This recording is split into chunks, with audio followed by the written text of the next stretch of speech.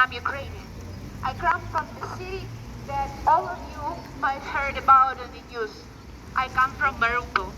It was a beautiful city on the coast of the Azov Sea. Biggest city in Ukraine with a population of over 500,000 people. As big as English Edinburgh and twice bigger than Italian Venice. It was. For Russian occupiers came and burned it till dust. Over 200,000 people evacuated. They had to leave their houses. Over 100,000 people were deported to Russian Federation.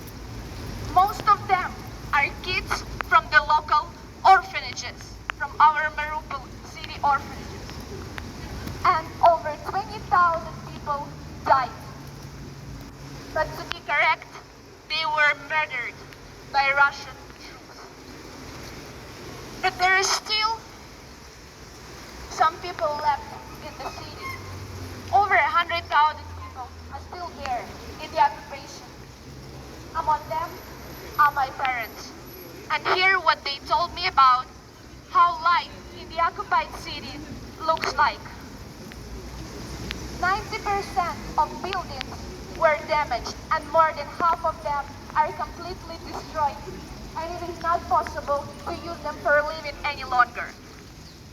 There is no water, gas, or electricity in the city. Canalization doesn't work properly, so city is about to face the ecological disaster and the cholera epidemic.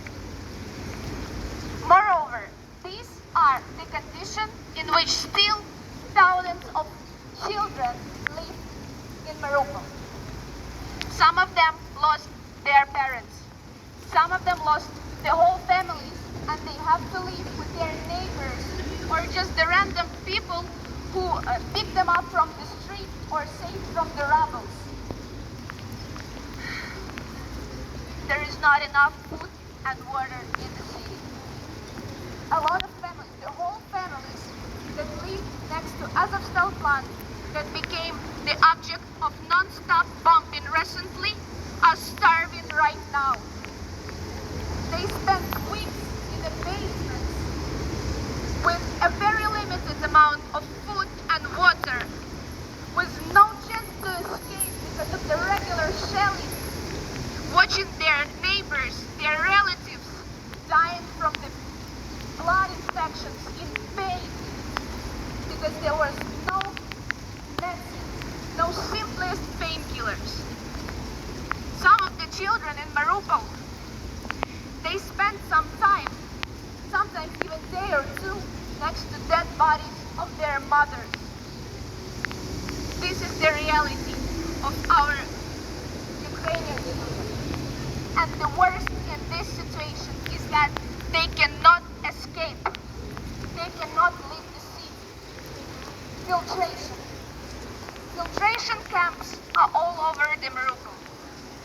No one can leave the city until they go through filtration.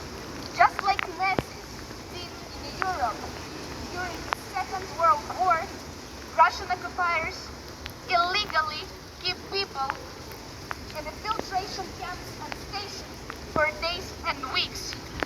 They look at these stations, in these camps, for people who do not agree with them, with their ideas and their political views. And they torture that people, among whom are Ukrainian volunteers,